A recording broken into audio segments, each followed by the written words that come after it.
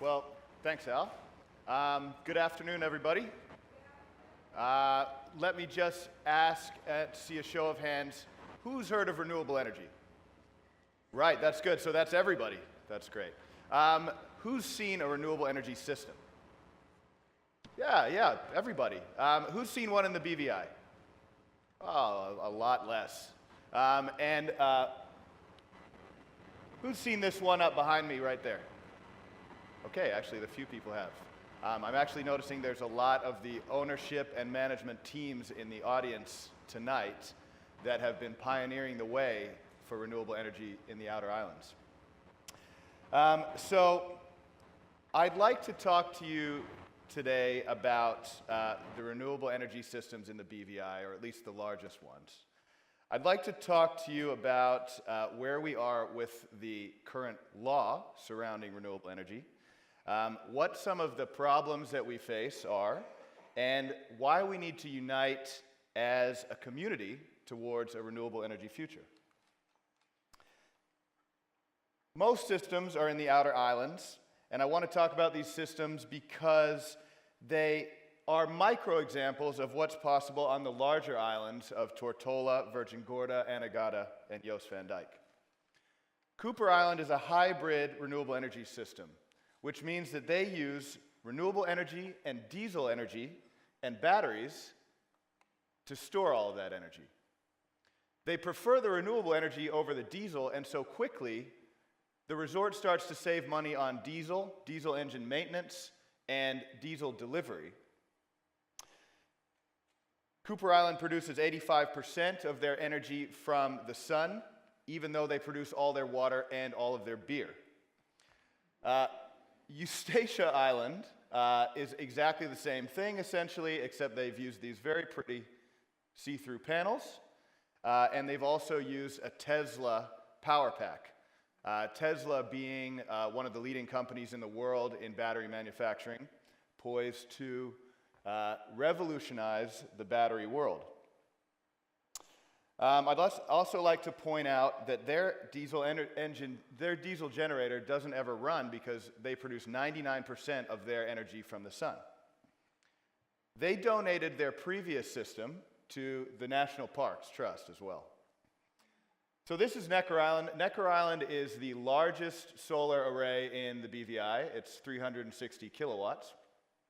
Currently, they're using about 1/3 of this capacity because they've yet to install the batteries. But once they install the batteries and move towards wind power, they'll be trying to produce all of their energy from renewable power. Peter Island. Peter Island is creating 35% of their energy from these two wind turbines. They intend to expand their renewable energy production in the near future, and we do look forward to that. They'll be using 65% renewable energy after that expansion. Oil Nut Bay.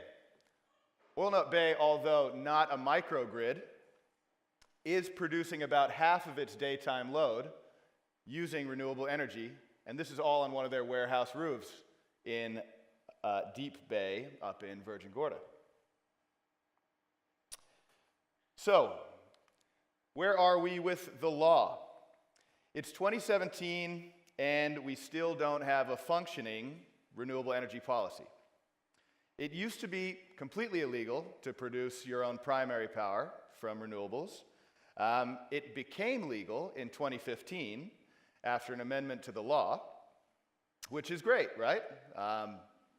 Except not really, because we're still not allowed to do it.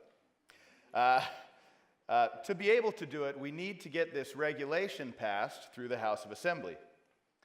The regulation establishes the rules for the industry. So without the rules, we can't play the game, and we can't play it safely. It's like if everyone wanted to be able to drive, but there were no rules for the road, we'd all just get mashed up, right?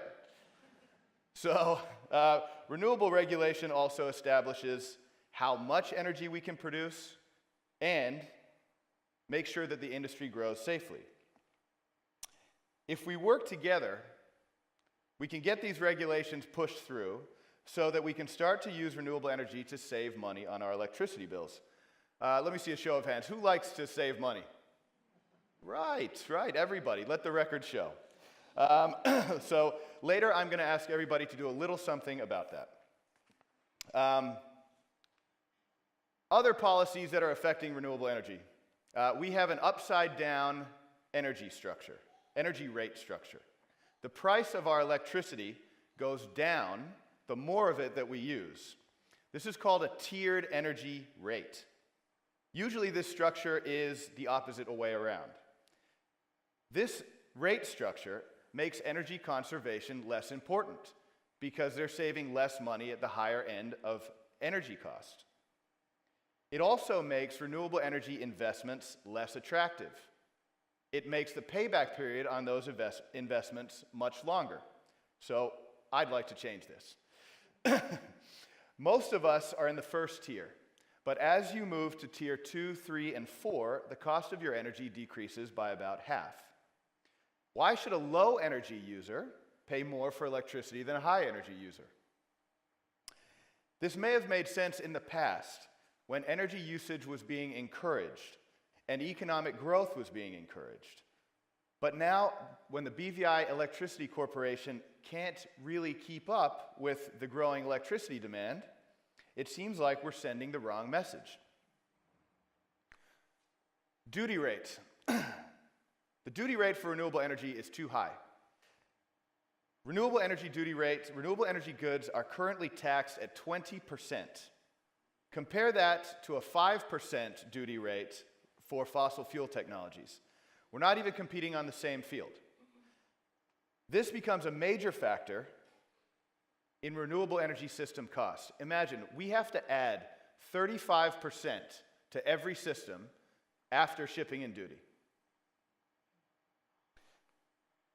This duty assignment seems to suggest that the BVI is anti-renewable energy. But that's not right. As a member of the Organization of Eastern Caribbean States, a willing member of the Carbon War Room, and a nation committed to developing renewable energy, shouldn't we be sending the opposite message? So, why do we need to make the switch from fossil fuel to renewable energy? We're spending far too much money on diesel. The BVI spends approximately $50 million a year in diesel. Hands up who thinks that's a lot of money. Yeah, me too. Okay, so the cost of our electricity will only continue to rise over time as the cost of fuel rises. The cost of fuel has been artificially low lately as OPEC has been squeezing out other energy producers. With renewable energy, the cost of electricity will eventually fall.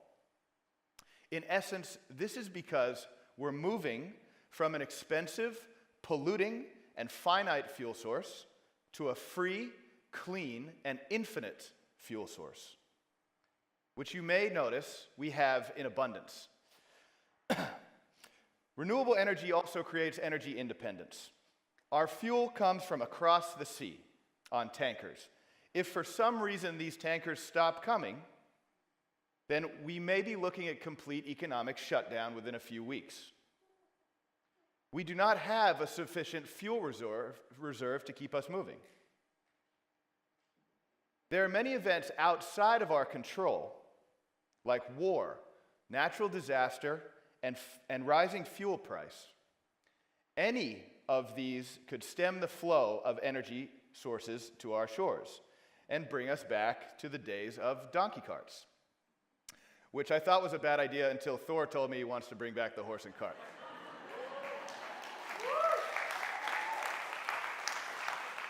So renewable energy is always there. It's always all around us. All we have to do is reach out and take it. And nothing can change that. Renewable energy creates more skilled jobs. Renewable energy sector jobs in the US have been growing at 12 times the rate of their economy. Renewable jobs in the US now exceed the number of fossil fuel production jobs. This same thing will happen in the BVI. The number of jobs will increase. The quality of those jobs will be better. The jobs will be cleaner, more skilled, and higher paying. And it will also expand the skill sets of those currently employed in the energy sector. Renewable energy helps us take advantage of modern technology. We can produce all the drinking water that we need using renewable energy. The water filtration technologies these days are efficient enough where with relatively small investments, we can secure our water supply while decreasing the cost of that water. Moskito Island is a great example of this. And something you had perhaps not thought about. Transportable fuel. It's all good to have stationary fuel like renewable energy, but you also need to have a transportable fuel that you can use in your vehicles. We can replace the diesel and gasoline that we currently use in our engines using renewable energy. We can achieve this by splitting the water molecule, H2O, into hydrogen and oxygen. The oxygen can be bottled, stored, and sold. We can use the hydrogen in hydrogen fuel cells to give us transportable fuel that we need. Toyota and Honda and other car companies are already making hydrogen fuel cell vehicles. Let's anticipate this change to further secure our future.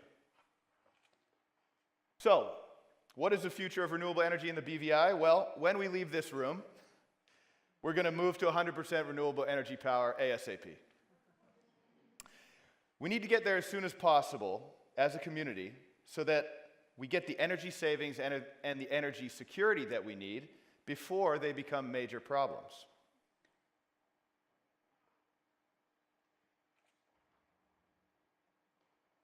In doing so, we're going to stop spending millions of dollars and lighting millions of dollars on fire, literally, in various diesel engine injectors.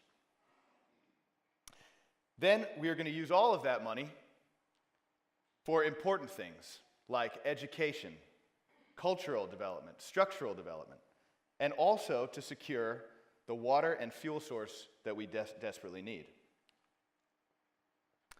So what do I mean by a united energy future? Well, it's a common misconception that the renewable energy industry and the fossil fuel industry are the antithesis of one another. This is not really the case. The truth is that we're part of the same continuum and that we're all working to achieve a common goal. That is to produce enough electrical energy to meet the growing demands of our market and do so while keeping the price of that energy down for the people we're selling to. We want the solution to transitioning to 100% renewable to be based on what creates the greatest good for the greatest number of people. For the sake of speed, this is what I would suggest. The BVI Electricity Corporation stays in control of the majority of the supply of renewable energy. This will create the smoothest and least disruptive transition to fossil fuel possible, because it can be properly managed and controlled. We need to carefully regulate renewable energy production. Homes and businesses need to have the ability to produce their own power from renewable energy, but we exist in a very small market, and so it has to be carefully managed. If you open the doors too wide too soon to privatize renewable energy, we will almost immediately see problems arising in the relationship between the BVI Electricity Corporation and renewable energy power producers. If you have energy producers battling for market share, it will ultimately slow down the transition. And this is not what we want. We want to get to 100% as soon as possible. However, the BVI Electricity Corporation needs to be mandated to meet these renewable energy goals. And the goals must be binding. It cannot be a choice, because the easy choice is to just keep doing what we're doing, which is to keep producing energy from fossil fuel. It's also the more lucrative choice for some, but it doesn't benefit all.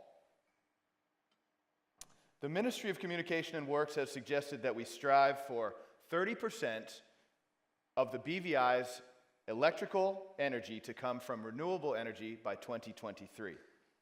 This is still an achievable goal, but not if we don't have an energy policy which promotes the use of renewable energy. Together we can make this happen. We are too small of a community to be at odds on this initiative.